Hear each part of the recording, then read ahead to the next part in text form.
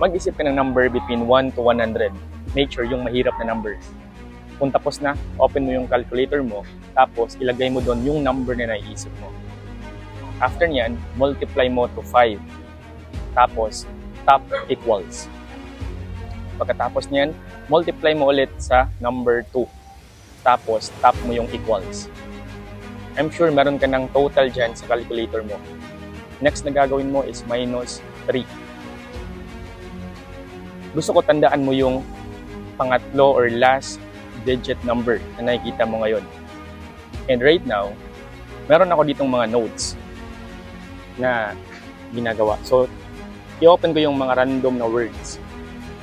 And gusto ko, hanapin mo dito yung word na tugma dun sa number na naiisip mo. So, 1 to 100 yan. Tapos, tingnan mo lang yung word.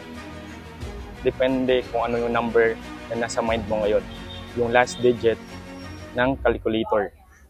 Or last digit ng total mo kanina. Kung tapos na, hihingi tayo ng tulong ngayon ni Siri. So, siguro familiar naman tayo ni Siri, di ba? Kilala naman natin lahat. So, tingnan nyo to. So, ay ano nun Siri? Yan Siri. Hey Siri, give me a card.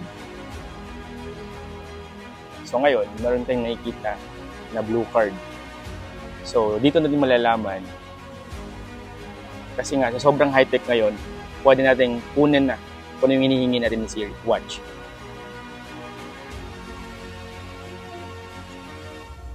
Yan. So, nakuha natin yung card and titingnan natin kung anong word yung nasa isip mo.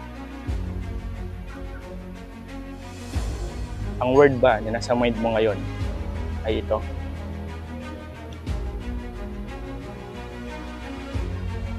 Kung nahulaan ko yung word na iniisip mo ngayon, make sure to comment kasi may good news ako sa'yo.